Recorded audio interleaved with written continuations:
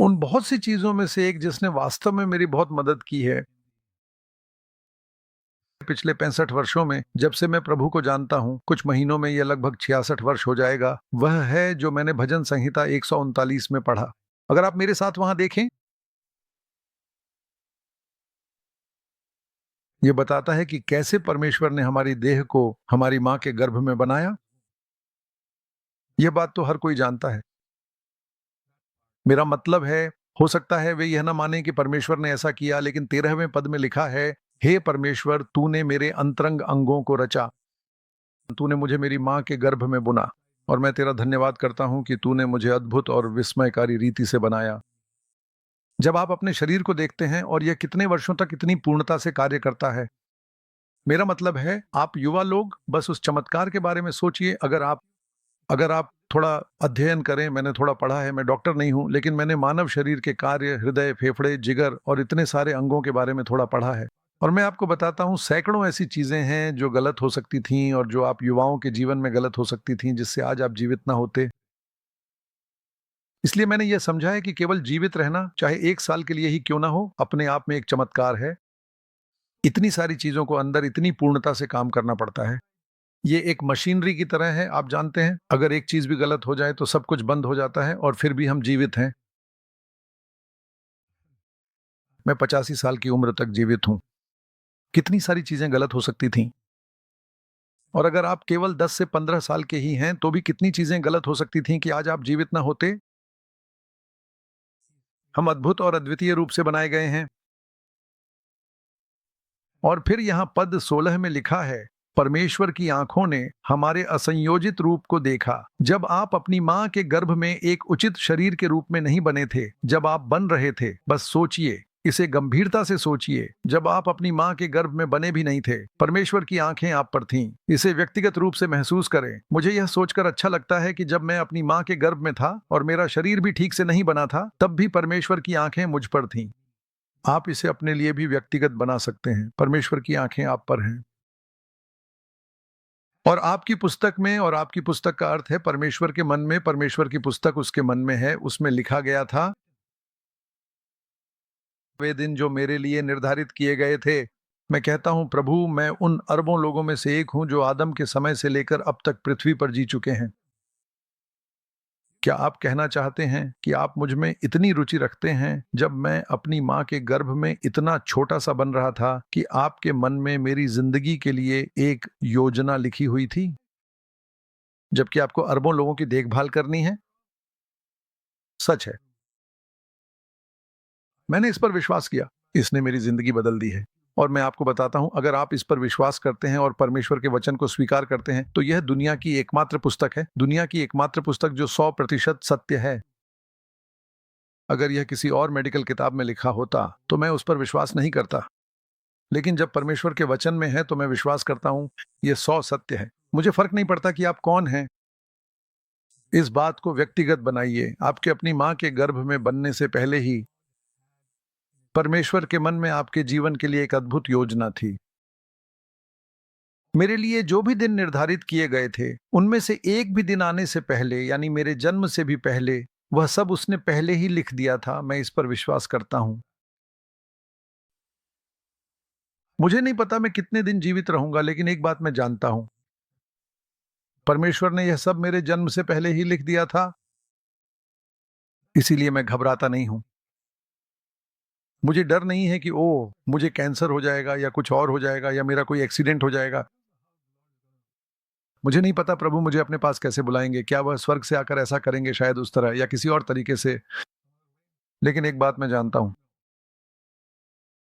मेरे लिए दिन पहले से ही लिखे गए थे, और मेरा काम है कि मैं उस योजना को पूरा करने में उनके साथ सहयोग करूं। ये अपने आप नहीं होता। ये किसी मशीन की तरह नहीं है जहां परमेश्वर बस उसे चालू कर दें और वह अपने आप पूरी हो जाए। नहीं, अगर आप उनके साथ सहयोग नहीं करेंगे तो आपके जीवन के लिए परमेश्वर की योजना पूरी नहीं होगी। और रास्ते में कहीं भी अगर आप उनके खिलाफ विद्रोह करते हैं और कहते हैं नहीं नहीं नहीं, मैं ये नहीं चाहता, तो परमेश्वर कहेंगे ठीक है, अपनी राह पर जाओ, और हम परमेश्वर की योजना को बिगाड़ सकते हैं। परमेश्वर हमें क्षमा कर देते हैं। ऐसे दिन हो सकते हैं जो व्यर्थ चले जाएं, मेरे जीवन में भी ऐसे दिन थे जब मैंने अपने मसीही जीवन को गंभीरता से नहीं लिया और वे दिन मैंने व्यर्थ गंवा दिए। मैं उन 19 और आधे सालों के बारे में सोचता हूँ जब मैं 19 साल 6 महीने का था और नया जन्म पाया था। मैं कहता हूँ, प्रभु, उन पहले 19 और आधे सालों का क्या हुआ? व्यर्थ चले गए। काश मैंने प्रभु को तब जाना होता जब मैं 3 साल का था। लेकिन फिर भी मुझे प्रेरणा मिलती है, आप जानते हैं, प्रेरित पौलुस से। उसने अपने जीवन के लगभग 30 साल व्यर्थ गंवा दिए। मैंने तो केवल 19 साल 6 महीने ही गंवाए, उसने अपने जीवन के 30 साल गंवा दिए। और उसने तो ऐसे भयानक काम किए जैसे मसीहियों की हत्या करना। सोचिए जरा, परमेश्वर की नजर इस व्यक्ति पर थी जो अपने ही परमेश्वर के बच्चों को मारता फिर रहा था। उसने कहा, मैं इसे पकड़ूंगा, मैं इसे बदल दूंगा और इसे पृथ्वी पर अपना सबसे बड़ा सेवक बना दूंगा। यह अद्भुत है। और जब पौलुस ने यह समझा और उसका हृदय परिवर्तन हुआ, तो वह हमेशा सोचता था, मैं सबसे बड़ा पापी हूं जिसे परमेश्वर ने बुलाया। वह अपने उन व्यर्थ गए वर्षों के बारे में क्या सोचता है? 30 साल पौलुस, अगर तुम्हारी जिंदगी खत्म हो गई थी तो वह लगभग 68 साल की उम्र में मरे थे।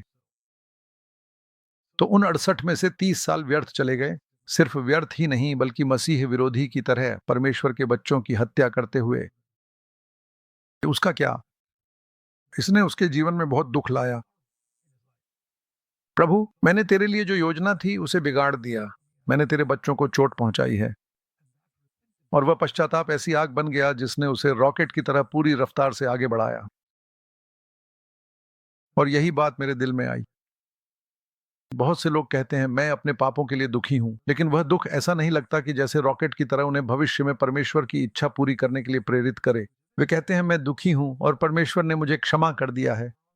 सोचिए, आपने जो गलतियां की हैं, मेरे भाई बहन, बड़े लोग और छोटे लोग, क्या वह आपके दिल में ऐसा दुख लाता है कि आप रो पड़ें और कहें, प्रभु, मुझे किसी तरह उसकी भरपाई करनी है? यह मेरे जीवन में जरूर लाता है। यही बात थी जिसने मुझे कहा, प्रभु, मुझे कुछ करना ही है।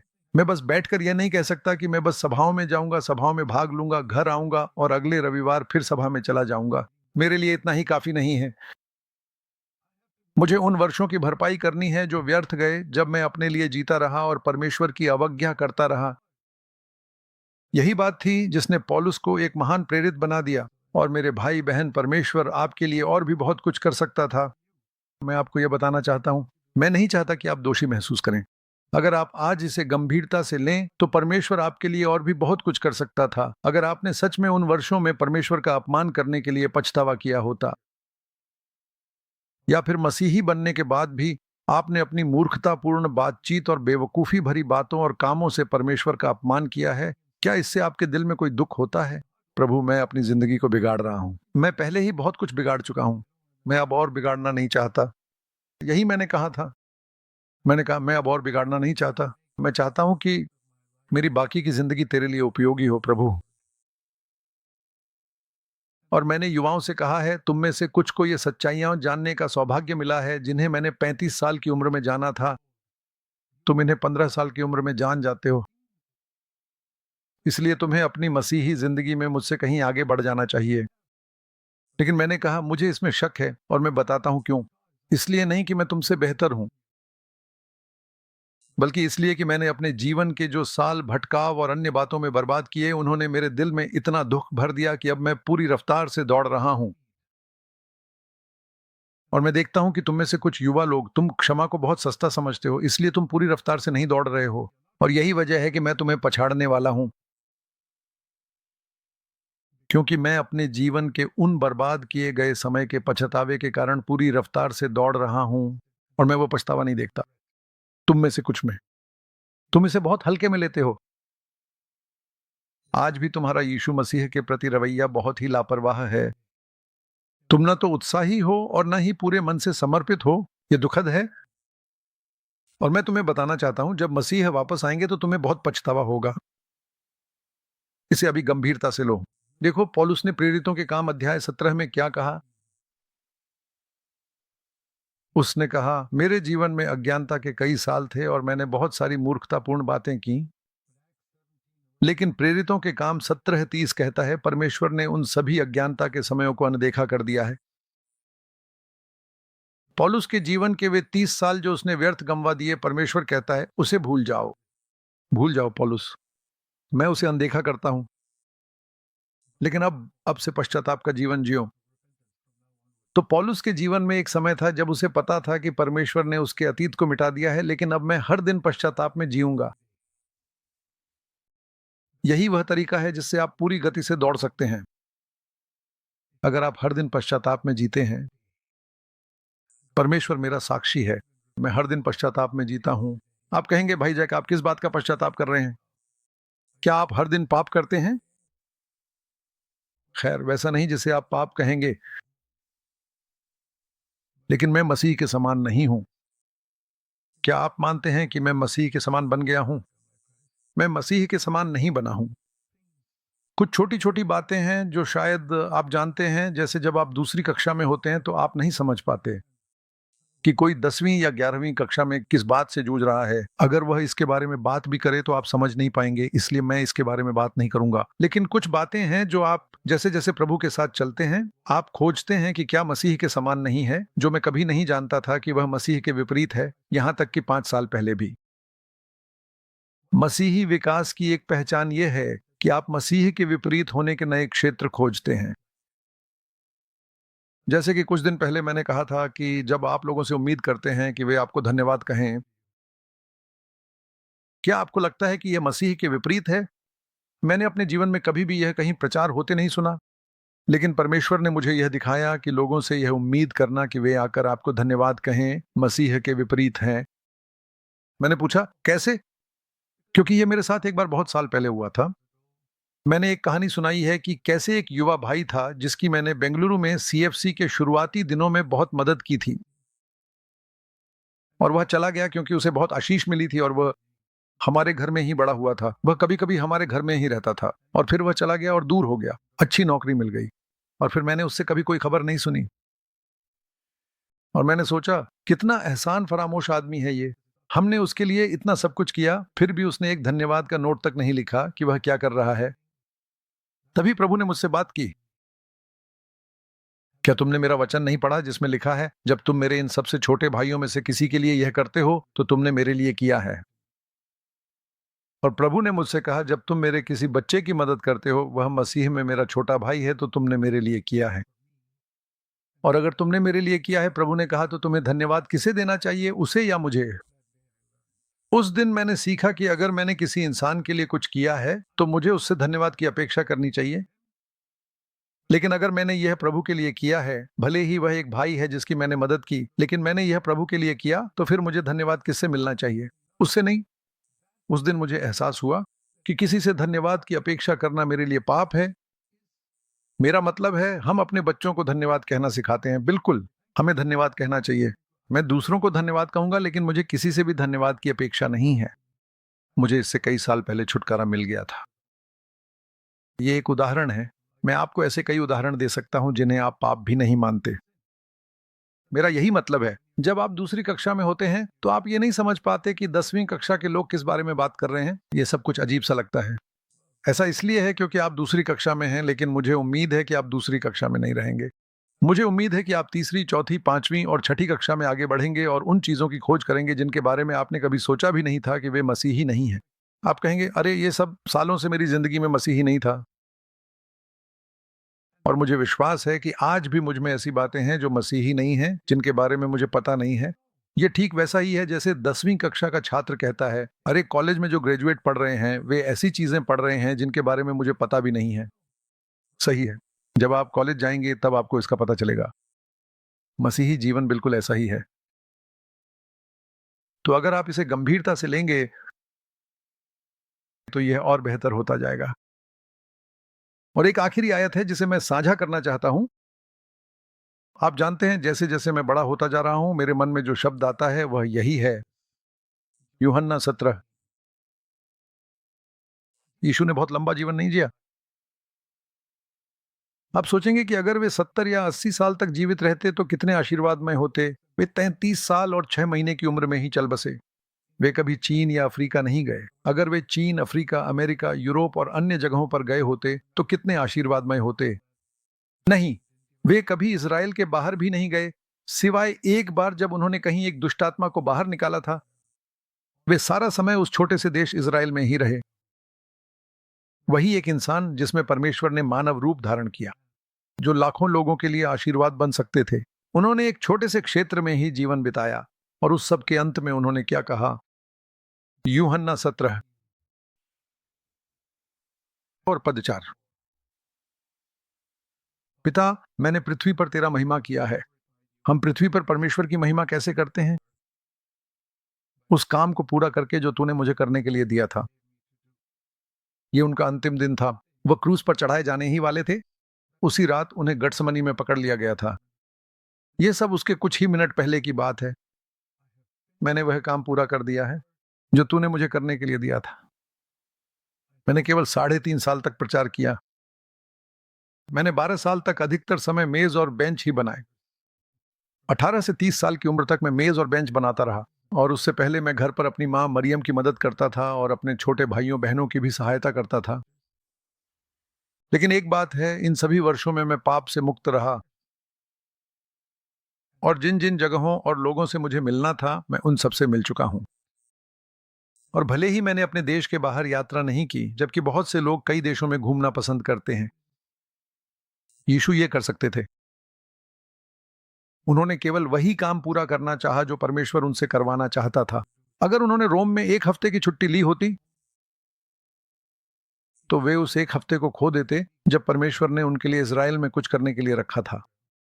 वे अपनी जिंदगी के प्रति इतने अनुशासित थे, और मैं कहता हूं, प्रभु, मैं भी वैसा ही बनना चाहता हूं। जब मेरा रूपांतरण हुआ था, जब मैं 19-20 साल का था, तब मुझे यह प्रकाश नहीं था, लेकिन आपने मुझे जीवन की गंभीरता को और अधिक दिखाया है। और सबसे महत्वपूर्ण बात यह नहीं है कि मैं क्या करता हूं, कितने लोगों को मैं गवाही देता हूं, बल्कि यह है कि क्या मैंने वह काम पूरा किया है जो परमेश्वर ने मुझे दिया था। और अगर यीशु के लिए परमेश्वर की योजना थी कि 12 साल तक तुम्हें बड़ा ही बनना है, अगर वे प्रचार करने चले जाते तो वे परमेश्वर की इच्छा से चूक जाते। इसलिए प्रचार करना भी परमेश्वर की इच्छा के बाहर हो सकता है। अगर परमेश्वर ने तुम्हें 12 साल तक बड़ई बनने के लिए बुलाया है, उन्होंने 3.5 साल तक प्रचार किया, वे 12 साल तक बड़ई रहे, लेकिन उन्होंने वह काम पूरा किया जो परमेश्वर ने उन्हें दिया था। इसलिए ऐसा मत सोचिए कि लोग उठकर प्रचार करते हैं। प्रचार करने का वरदान है, परमेश्वर का काम कर रहे हैं। आप एक माँ हो सकती हैं, बच्चों की देखभाल कर रही हैं, आप भी वह काम पूरा कर सकती हैं जो परमेश्वर ने आपको दिया है। मैं आशा करता हूं कि आप एक बात को लेकर गंभीर हो जाएंगे। परमेश्वर ने मेरे जीवन के लिए एक योजना बनाई है जो मेरे जन्म से पहले ही तैयार हो गई थी।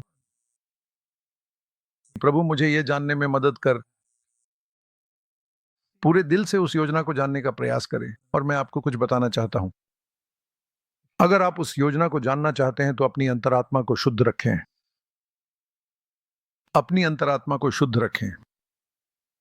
किसी भी पाप को अपनी अंतरात्मा पर न रहने दें। अगर आपने किसी को ठेस पहुंचाई है तो जाकर क्षमा मांगें। अगर आपने चुगली की है तो चुगली करना बंद कर दें।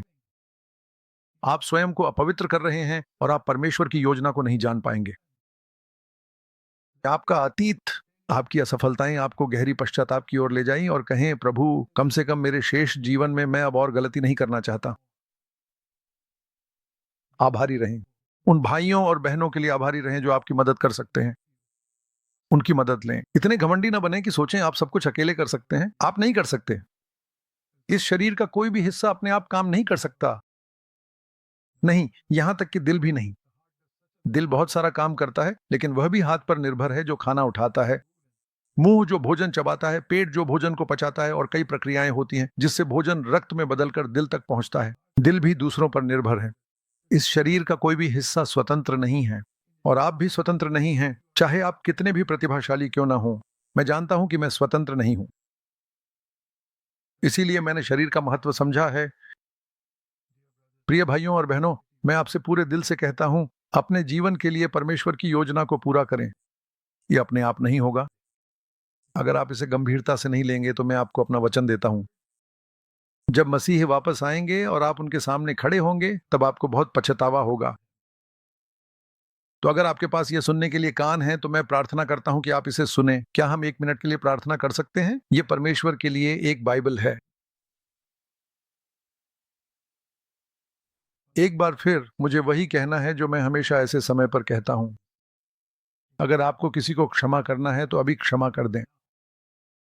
उन्होंने आपके साथ जो भी गलत किया हो उन्हें क्षमा कर दें, उन्हें मुक्त कर दें। इसके बारे में फिर से मत सोचें। और अगर आपको किसी से क्षमा मांगनी है तो अभी यह निर्णय लें कि जैसे ही मौका मिले आप उस व्यक्ति को पत्र लिखेंगे या फोन करेंगे और क्षमा मांगेंगे।